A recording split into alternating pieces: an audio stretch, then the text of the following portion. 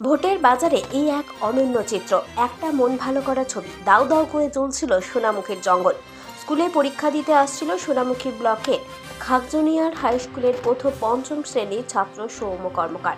নজরে আসে জঙ্গলে আগুন লাগার দৃশ্য। প্রাণপণ ছুটে আসে স্কুল, ঘটনার কথা জানায় সহপাঠীদের এবং স্কুলের শিক্ষকদের। সময় অপচয় না করে স্কুল থেকে জঙ্গলের উদ্দেশ্যে ছুটতে থাকে ছাত্রছাত্রীরা এবং শিক্ষকরাও। হাতের কাছে যে যা পেয়েছে তাই দিয়েই আগুন নেভানোর চেষ্টা করে ছাত্রছাত্রীরা এবং শিক্ষকরা। দেখা যায় কেউ গাছের ডাল ভেঙে, কেউ ধুলোবালি দিয়ে জীবনের ঝুঁকি নিয়ে আগুন নেভানোর চেষ্টা করছে খুদে পড়ুয়ারা। প্রায় 1.5 ঘন্টার প্রচেষ্টায় অবশেষে আগুন নিয়ন্ত্রণে আসে। এরপর দীর্ঘ সময় পরে ঘটনাস্থলে আসে বন দপ্তরের কর্মীরা। তবে কে বা কারা এই আগুন লাগিয়েছে তা জানা না গেলেও প্রাথমিকভাবে অনুমান করা হচ্ছে কোনো অসাধু ব্যক্তি এই ধরনের ঘটনা ঘটিয়েছেন। খাগজুনিয়ার হাই স্কুলের খুদে পড়ুয়াদের দাবি, এইভাবে জঙ্গলে আগুন লাগালে পরিবেশ অক্সিজেনের ঘাটতি হবে, ছোট চারা গাছ নষ্ট হবে, মৃত্যু হবে জঙ্গলে পশু পাখির থেকে শুরু করে ছোট ছোট প্রাণীদের। স্কুলে পুঁথিগত বিদ্যার পাশাপাশি ছাত্রছাত্রীদের পরিবেশ সম্বন্ধে এতটা সচেতন দেখে খুশি এলাকার মানুষজনেরাও। তাদের সম্বন্ধে এটাই বলতে চাই যে যেন আগুন না লাগে, কারণ তাদের তো ক্ষতি, উপরন্তু আমাদেরও ক্ষতি। আর এই যে আগুন লাগাচ্ছে তাতে কত ছোট ছোট গাছ মরে যাচ্ছে, তারপরে মানে ছোট ছোট প্রাণীরা যারা মানে মাটিতে চড়ে তারাও মানে মারা যাচ্ছে। গাছ যে আবার নতুন করে বেড়ে উঠবে সেই সুযোগটাও দিচ্ছে না। এই যে ভালো কাজ করলে, এত বড় কাজ করলে কেমন লাগছে?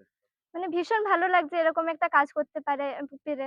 ওই যে জঙ্গলে আগুন টাগুন লিভিয়ে ভালো লাগছে ভীষণ। কি নাম তোমার? অঙ্কনা ঘোষ, কোন শ্রেণীতে পড়ো? ক্লাস 6 এ। কি ঘটেছিল বলুন তো ঘটনাটা? আহ আজ পরীক্ষা চলছে এখন আমাদের স্কুলে। মানে ফার্স্ট ইউনিট টেস্ট যে পরীক্ষা, সেই পরীক্ষা চলছে আমাদের স্কুলে। তো পরীক্ষা দিতে আসা ছাত্র ৫ম শ্রেণীতে পড়ে সৌম্য। তো সৌম্যই ১ম দেখে যে দূরে জঙ্গলে আগুন জ্বলছে আর। তারপর সৌম্য এসে তার বন্ধুদেরকে বলে এবং বন্ধুরা সমেত আমাদের যে অফিস রুম সেখানে গিয়ে আমাদেরকে জানায়। এবং আমরা এক মুহূর্তও সময় নষ্ট না করে মুহূর্তের মধ্যে সবাই মিলে জঙ্গলে যাই, ছাত্রছাত্রী এবং আমরা শিক্ষকেরা। এবং গিয়ে তারপর ডাল ভেঙে, গাছের ডাল, বালি নিয়ে এসবের মাধ্যমে প্রায় ১ ঘন্টা, ১ ঘন্টা ১৫ মিনিটের চেষ্টায় একটা বিশাল আগুনকে আমরা নেভাতে সক্ষম হয়েছিলাম। এই যে আপনার স্টুডেন্টরা এসে এই আগুন নেভানোর কাজে ব্রতী হলেন, কেমন লাগছে আর কি বলবেন? আহ এক কথায় বলতে গেলে অসাধারণ লাগছে।